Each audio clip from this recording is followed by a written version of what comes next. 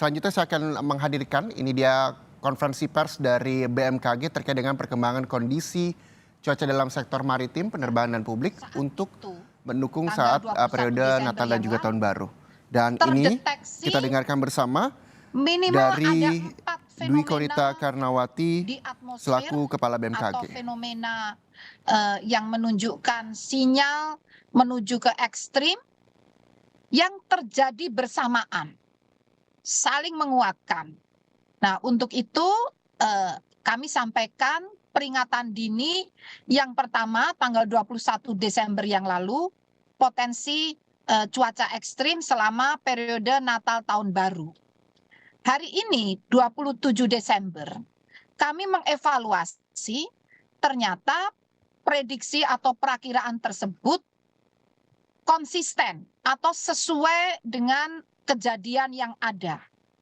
Dan bahkan sejak kemarin kami mendeteksi ada penambahan satu fenomena baru lagi yang tentunya dapat berpengaruh pada dinamika cuaca yang ada di Indonesia. Nah, maka perlu kami update dinamika atmosfer pada saat ini berdasarkan analisis terkini kondisi dinamika atmosfer di sekitar Indonesia masih berpotensi signifikan terhadap peningkatan curah hujan di beberapa wilayah dalam sepekan ke depan. Jadi mulai hari ini hingga 2 Januari.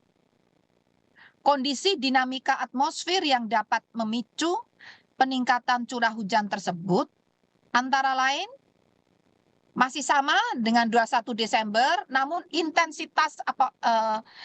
intensitasnya semakin menguat, yaitu monsun Asia yang beberapa hari terakhir dengan potensi adanya disertai ya. Jadi monsun Asia ini disertai dengan adanya seruakan udara dingin yang berasal dari dataran tinggi Tibet di Asia dan juga fenomena aliran lintas ekuator yang dapat meningkatkan pertumbuhan awan hujan secara intensif, secara lebih intensif. Karena tadi ada 3 fenomena ya, monsun Asia, seruak udara dingin, dan aliran lintas ekuator.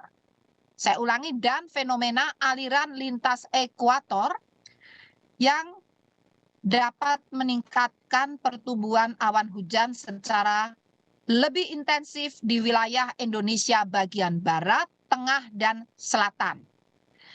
Seruakan udara dingin Asia merupakan fenomena yang lazim terjadi saat monsun Asia aktif yang mengindikasikan, mohon petanya ditayangkan Mas, petanya ditayangkan Pak Miming.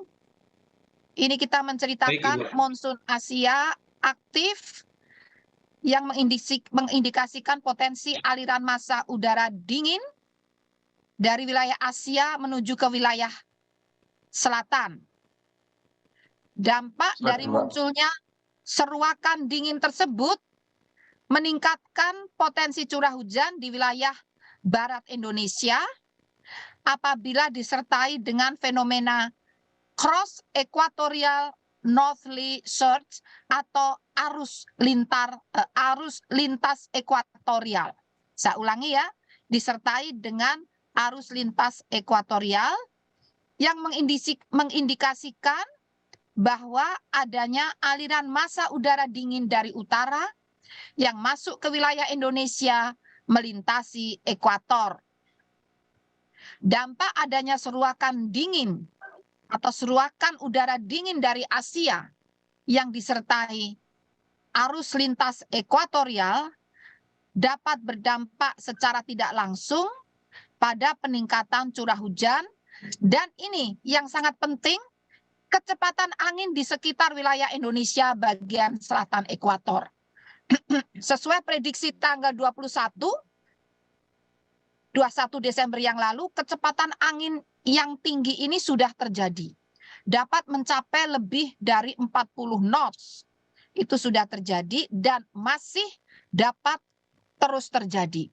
Nah, dari gambar ini terlihat Ibu Bapak, gambar yang sebelah kanan, peta-peta itu ya, itu menunjukkan ada warna biru hijau tua ya.